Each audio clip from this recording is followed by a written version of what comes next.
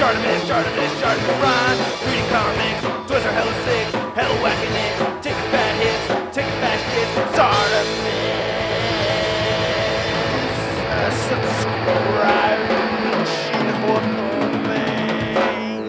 If you didn't win anything, too bad. Hey, what's up you guys? ShartimusPrime here doing another Marvel Legends figure review on the Toys R Us exclusive Marvel Legends Infinite Series Avengers movie Shield 3-pack. Today I'm going to review the Agent Coulson figure, and then tomorrow Nick Fury, and then Maria Hill. If you look at the side of the packaging, we get Maria Hill, Nick Fury, and Coulson right there in black and white, and then on the back you can see all three. And Agent Coulson's bio says, no fancy tricks, no superpowers, Agent Coulson just gets the job done. Ooh, that's what she said. And then on the side we get the same black and white image of all three characters, and then on the top there's a little window box. Alright, let's get to it and crack this thing open.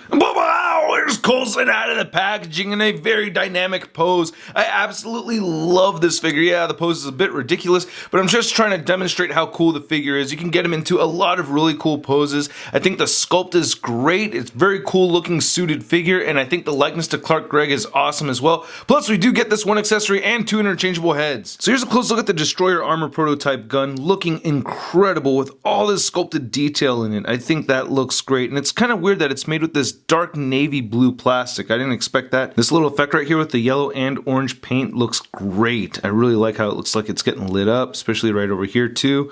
This is just a beautiful looking piece, and I love how it has the two handles, so Coulson can't hold this securely with both hands. Now, I think it is absolutely fantastic. Hasbro gave us two head sculpts, and I think they did a great job. That looks just like Clark Gregg. Wow, the paint came out really well. The sculpt is fantastic. I'm really digging it a lot. We don't get any color variation in the hair. It's just a solid brown color, but I do think the hair was sculpted very nicely, and I'm not really missing color variation over there too much. There's some tiny imperfections. You know, you can see some extra plastic around there and a little bit of mist paint, but really, this is just a great head sculpt. Then here's a head sculpt with the sunglasses on, looking absolutely fantastic. I love those little wrinkles around his forehead, above his eyebrows, looking very cool. I like that facial expression. He's got kind of a smirk going on a little bit. Very, very well made. I love that Hasbro gave us both of these head sculpts. A little bit of extra plastic around the ear. So this figure is a big deal for Marvel Legends collectors because this means we're going to get a bunch of suited characters. We already know we're getting the Chameleon figure based off of this body mold, which I'm very pleased with. A lot of nice wrinkles right over here. I like how the tie came out on this. You get this metallic light blue for those striped sections, which looks great. A little paint wear coming off from interchanging the heads. And I'm going to show some crazy head swaps in a little bit, but for right now, just looking at this, I think it's really cool. You can open the jacket up. Yeah, I'm bending the torso pretty far back. You can see this line goes all the way up with the buttons sculpted right in there in the shirt. Nice wrinkles in the shirt as well. There's this very subtle texture to the coat too that I like very much. Nicely sculpted buttons. Same thing on this side. We get those pockets and everything. Tried yanking the hands off this guy in case they're going to give us interchangeable hands for characters in the future, but it doesn't look like these really pop off too easily. But you get more of an open hand over here. Tell this one's made a bit more for holding a gun. Then looking at the pants over here, you know, this is just really well made. The buckles painted nicely. Nice looking pants. I love the wrinkles. One of my favorite parts of the figure is that they actually made this joint right here stick out from underneath the pants, so it looks like it's kind of part of the shoe, but that allows for a great ankle pivot. I'm very stoked about that. His fancy shoes look great. You can see the nice laces right over there. Very, very cool. I love what they've done with this.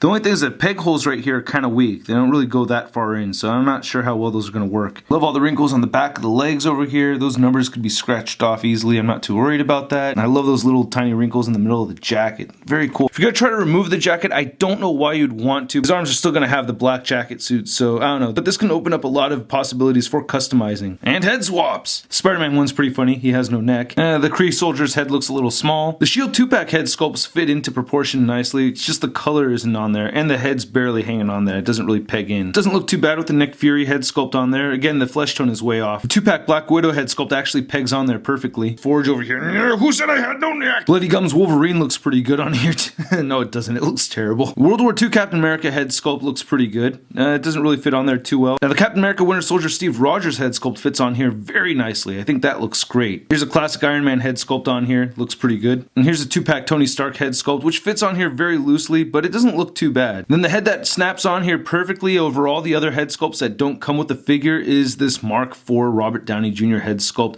Unfortunately, it does look a little on the small side, just a tiny bit, and the flesh tone doesn't match up, but I think this looks really good. I cannot tell you how much I love the articulation on this figure. His head can move up very, very far, moves all the way down, rotates side to side, a tiny little bit of neck pivot. You also get that shifting forward, that pile driver thing going on right there.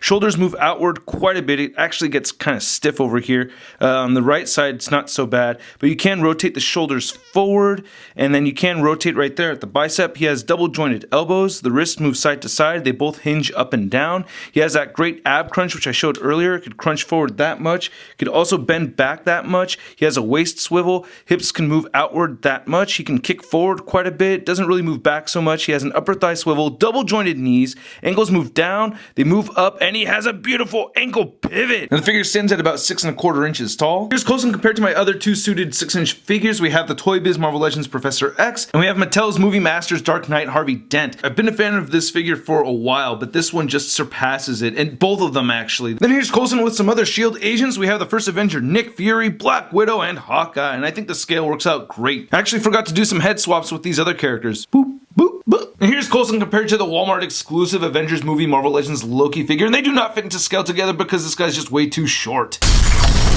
And lastly, here he is next to the Marvel Legends Big Time Letdown Spider-Man.